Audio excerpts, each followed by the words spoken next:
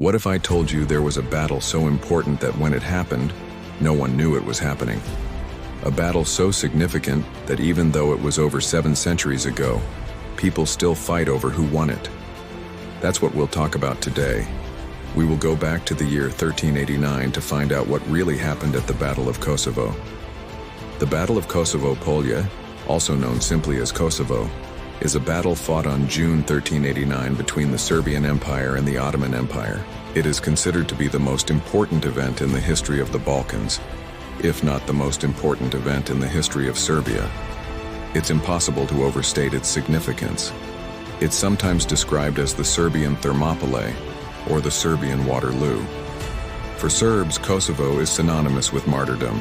If you have any doubts about this, just read the comments below an article about the Battle of Kosovo. It's one of those places where everyone thinks they know all about it, and no one can agree on who was right. In Serbia, you can hear people argue about this battle for hours. The reason for this is that the Battle of Kosovo is a strange mix of history and myth. It's almost impossible to separate the two. But before we get into the legends, let's briefly look at the history. In the early 14th century, the Balkans were a patchwork quilt of independent states and empires. Among them was the Kingdom of Serbia, which at the time included parts of modern Serbia, Montenegro, North Macedonia, Bosnia, and Bulgaria. Serbia had been at war with the expanding Ottoman Empire since the 1320s. In 1334, the Ottomans launched their first invasion of the Balkans. They headed south and easily defeated the Bulgarian kingdom, which fell as an Ottoman vassal. The Serbs stopped the Ottomans from advancing further by defeating them at the Battle of the Maritsa River in 1346. This war would last for the next 40 years until 1389. In 1359, Serbian Emperor Dušan conquered much of the former Byzantine Empire, making him the emperor of the newly formed Serbian Empire. He died in 1377 and was succeeded by his son, Prince Marko. Unlike his father, Marko was an indecisive leader. He was more interested in collecting taxes than fighting the Ottomans. He ruled Serbia together with his brother, Prince Lazar Rebeljanovich. Lazar was a far better leader, and he wanted to stop the Ottoman advance. When Lazar came to power in 1389, the Ottomans were approaching the gates of Belgrade. After successfully defending the city, Lazar decided to deal the Ottomans a decisive blow. He raised a massive army and marched towards the Ottoman-held Kosovo. The Ottoman Sultan Murad I was already there.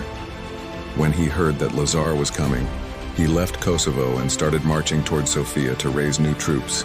Sultan Murad wanted to be well prepared for the upcoming battle because he knew that Lazar's army was huge. Prince Lazar led an alliance of Serbs, Bosnians, Bulgarians, Wallachians, and even some Byzantines. Numbers vary, but his army probably had somewhere between 30,000 and 70,000 soldiers. The Serbian army was mostly made up of infantry, light cavalry, and many archers. The Ottoman army was smaller than the Serbian one, but it was much more professional. On June 28, 1389, the two armies met at the field of Kosovo. Both sides claimed that God was on their side. Before the battle, Prince Lazar went to church and prayed. When he returned, he got on a tower to survey the battlefield.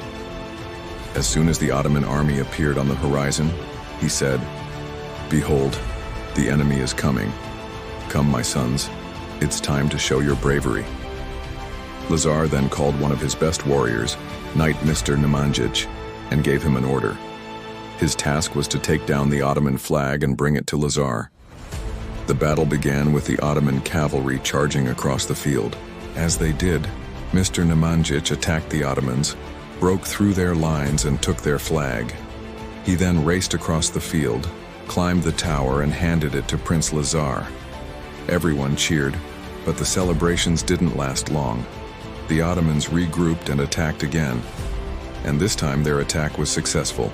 Soon the entire Serbian army was surrounded. All around the field, Serbian knights fell off their horses, shot by Ottoman arrows. Those who survived on foot tried to flee, but they were slaughtered. But the Serbs weren't completely defeated yet.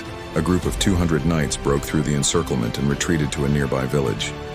The Ottomans gave chase, but soon realized that there were too many Serbs hiding inside. So they waited. As night fell, the Ottoman cavalry moved closer. They thought that now the remaining Serbs would surely run away. But something unexpected happened. Instead of retreating, the Serbs attacked. They killed many Ottomans and even managed to capture Sultan Murad's tent. However, the Ottoman army wasn't going to lose so easily. Their infantry arrived and the battle continued into the next day. On the second day, things started looking bad for the Serbs. Many of their leaders fell in battle. One by one, the surviving Serbian knights left the field. Except for one man, Prince Lazar. He refused to give up. He stayed in the saddle and kept fighting. But while he was busy fighting, someone entered the Sultan's tent. According to legend, it was a young Serbian knight named Miloš Obilić. Some say he was from a noble family, others that he was a simple peasant. He found Sultan Murad sleeping and stabbed him to death. Whether Miloš Obilić actually killed Sultan Murad is impossible to say. If he did, it was probably during the chaos that followed. The Sultan's son, Bayezid, avenged his father by killing Miloš. Soon, news spread across the field that the Sultan had been killed and the Ottomans panicked and fled. With their cavalry gone, the remaining infantry couldn't stop the Serbs.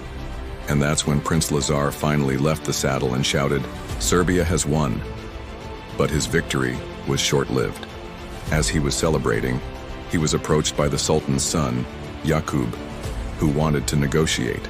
Just as Jakub was finishing his speech, Prince Lazar suddenly drew his sword and lunged at the Ottoman prince. Jakub was taken by surprise, but he managed to defend himself. Lazar was furious. He couldn't believe that anyone would dare challenge him after the Serbs had won. He attacked again, but he was met with the same resistance. At that moment, a wounded Serbian knight, Mr. Nemanjić, approached them and begged Prince Lazar to stop. As Lazar turned around to speak with his comrade, Jakub struck him in the neck. The prince fell from his horse mortally wounded. Soon he was dead.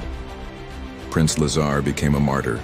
His blood soaked the ground of Kosovo, and the field was filled with the corpses of Serbian knights. This was a disaster. The Serbs had lost their king, and their army was demoralized.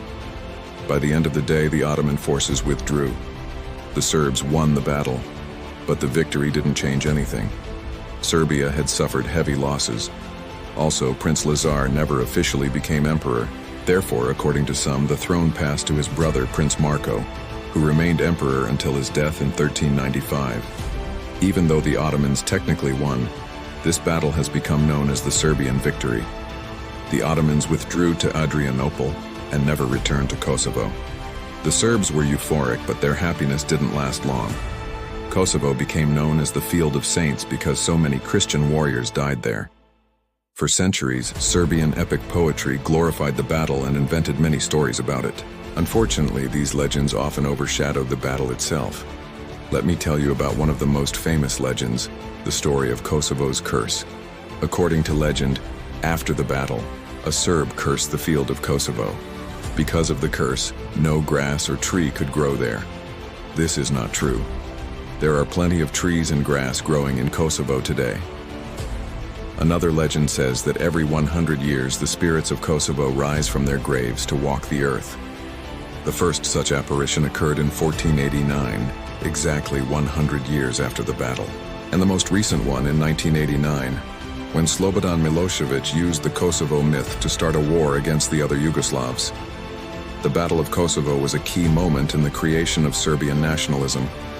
The idea that Serbia was founded on the blood of Kosovo martyrs united the people and helped them survive under the Ottoman rule.